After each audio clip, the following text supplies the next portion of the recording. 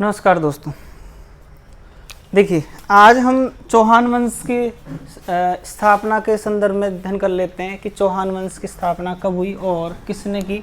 ठीक है, तो चौहान वंश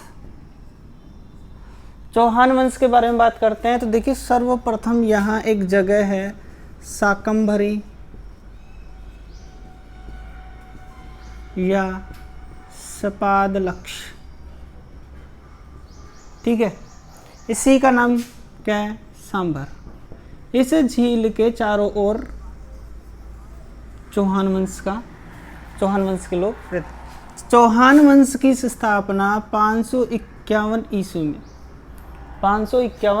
ईस्वी में यहाँ पर शाकंभरी में वासुदेव चौहान ने की।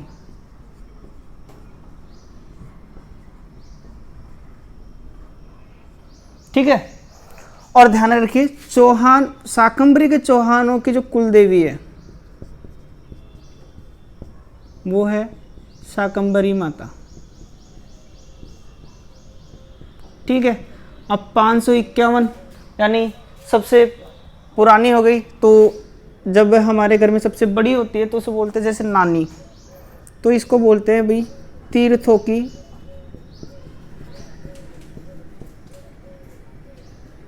नानी। ठीक है, तीर्थों की नानी के नाम से भी शाकंभरी माता को जाना जाता है। ठीक है, और देखिए इसे देवयानी भी बोलते हैं। देवयानी का मंदिर। ठीक है, अब बात करते हैं चौहान वंश की स्थापना के संदर्भ में कहाँ कहाँ किस किस ने चौहान वंश की स्थापना की। ठीक है, अब देखिए, ये तो हमने बताया कि चौहान वंश इसके चारों तरफ रहते थे, तो वहाँ इन्हें देखो प्राचीन में इन्हें चहमान भी बोला जाता था। क्या बोला जाता था? चहमान। इसी से क्या हुए? चौहान। ठीक है, देखिए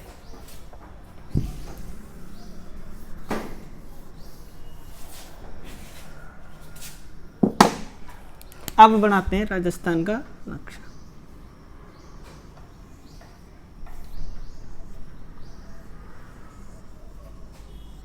देखिए, सर्वप्रथम यहाँ सांभर की बात करते हैं। सांभर में चौहानों का संस्थापक था वासुदेव चौहान। ठीक है, और ये 551 में की। ठीक है, उसी के बाद यहां थोड़ा आगे जाते हैं तो रणथंबोर, और रणथंबोर में चौहान वंश का संस्थापक था गोविंदराज। ये पृथ्वीराज चौहान तृतीय का बेटा। ठीक है, उसके बाद इधर आ जाइए जालोर।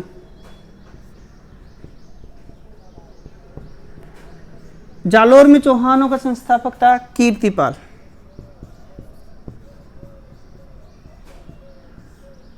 फिर नाडोल की बात करते हैं। जालोर में नाडोल, तो नाडोल में संस्थापक था लक्ष्मण चौहान। ठीक है, उसके बाद यहाँ आते हैं सिरोही में।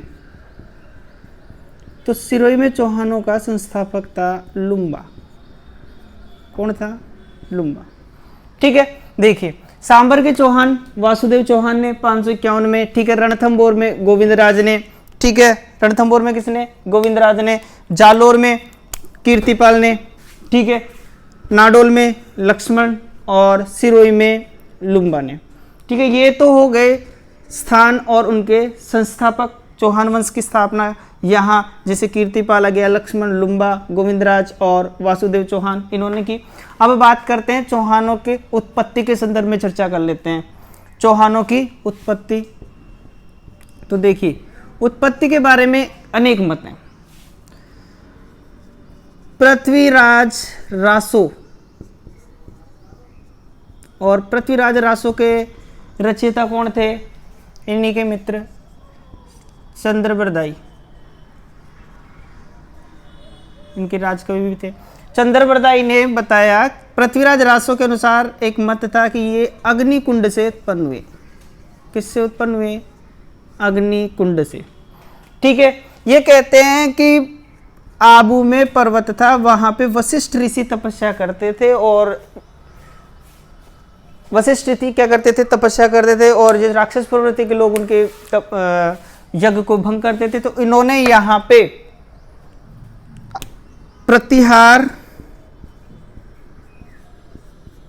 परमार और चालुक्य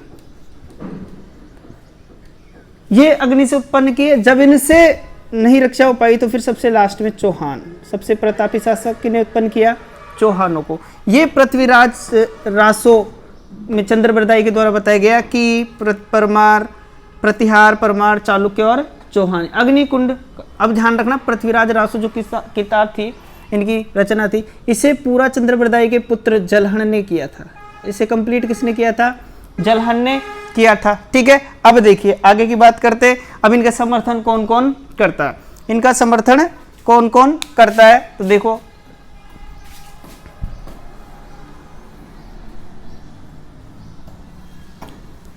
समर्थन की बात कर लेते हैं। तो देखिए एक हमारे राजस्थान के एक कोई और रहे हैं जिनका नाम है सूर्यमल मिश्र।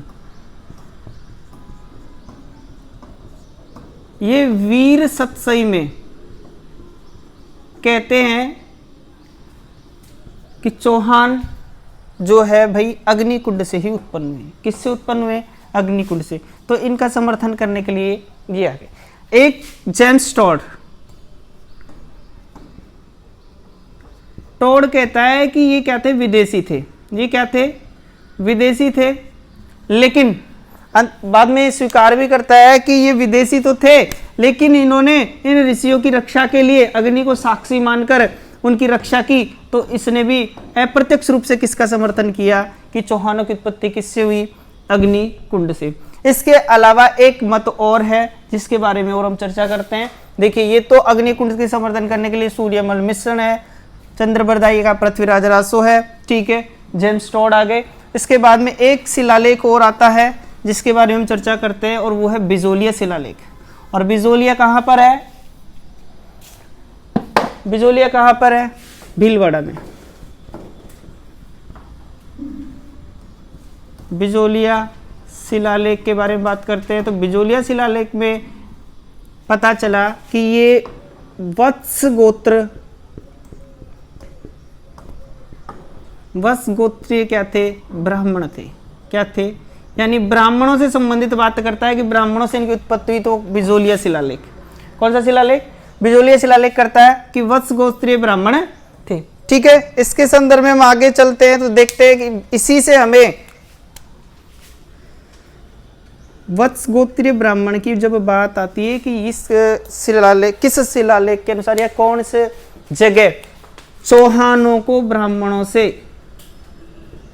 संबंधित बताया गया है, तो बिजोलिया शिलालेख के माध्यम से चौहानों को किससे संबंधित बताया गया है, बिजोलिया शिलालेख में चौहानों को ब्राह्मणों से संबंधित बताया गया है। ठीक है, अब इसके बाद नेक्स्ट जो बात करेंगे हम वो अगली क्लास में करेंगे। तो अब हम, ये तो हमारे संस्थापक हो गए, अब हमारे चौहान चलेंगे जिसमें हम एक एक चौहान वंश के प्रतापी राजाओं के संदर्भ में चर्चा कर लेंगे। ठीक है, धन्यवाद।